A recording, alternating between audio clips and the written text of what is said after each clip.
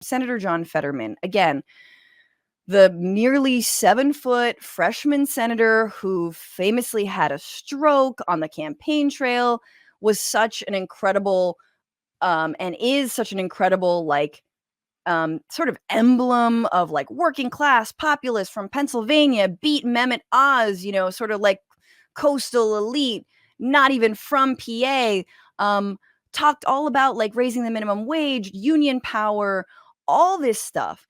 Now Fetterman is openly saying, and this is basically after October 7th, now he's not a progressive anymore. He's just a regular old Democrat.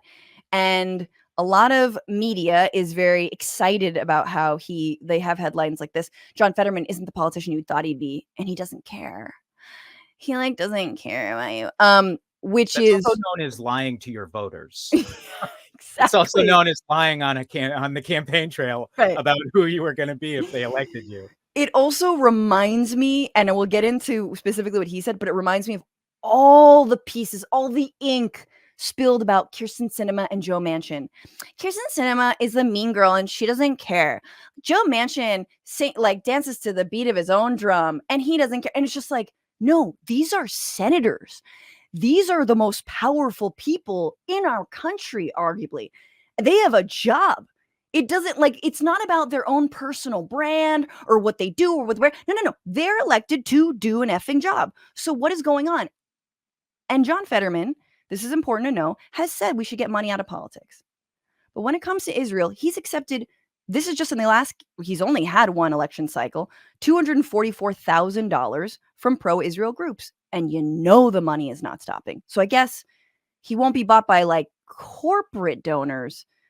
But when it comes to Israel or the weapons industry, he's all good. Here he was talking to Jake Tapper about, I think I have this. Hang on, give me a second. Page cut this part.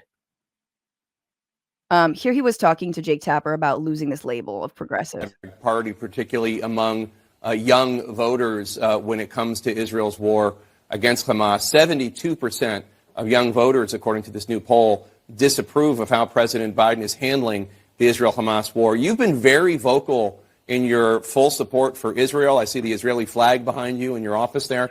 You've been very clearly arguing that Hamas bears responsibility for the tragedy of what's going on in Gaza. Why do you think so many younger people, especially in your party, see it differently? I really don't know. I do know that a lot of people are getting their perspective from TikTok. And I think if you're... There it is. That's my favorite. Well, these kids they're on TikTok all the time. And if they're... Okay, so here he's going to dump on TikTok. Mind you, dump on TikTok, but here's why. You're kind of getting your perspective on the world on TikTok. It's going to tend to be kind of warped or not reflective of the history and actually the way things absolutely are. And the way things absolutely are. It's like he's telling himself that, yeah, if you get your news only from CNN, you will have embedded journalists being taken around by comically stupid IDF soldiers telling you that the gun they just planted was definitely part of a command center underneath the hospital of Al-Shifa. Like the fact that and this is anyway, we'll continue to listen and then we'll talk. What is very clear is that Hamas started this and they actually broke the ceasefire and they attacked and murdered babies, children, women. Babies was disproven. Attacked a music concert and everything. It's outrageous. And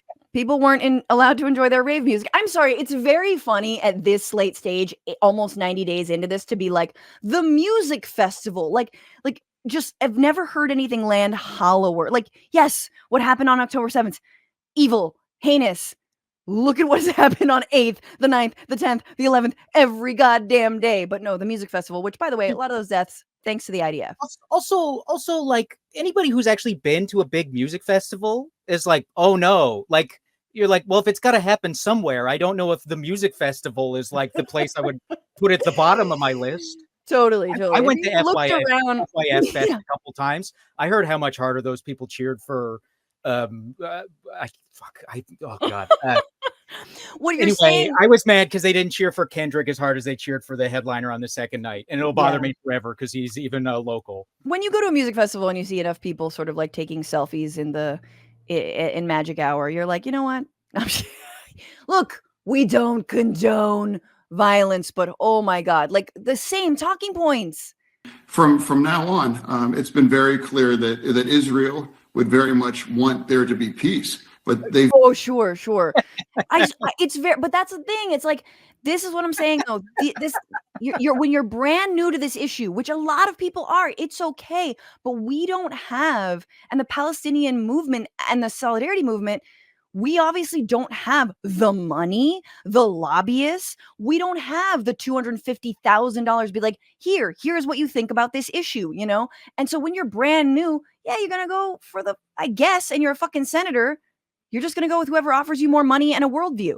He also has always since he's always been a big Israel guy, though. This is like, right. I think the thing not a lot of people realize is like, even on the campaign trail, he was like really going hard into his pro-Israel bona fides. And I think it was a thing where at the time it was like, well, this doesn't really matter. Like, this is just one of those things where I think this entire generation of Democrats was like, well, this thing is at a stalemate and nobody's thinking about it. It's not an issue. It's nobody on the grand scale is thinking about it. So we can just leave it alone and we can just default to what we've always done.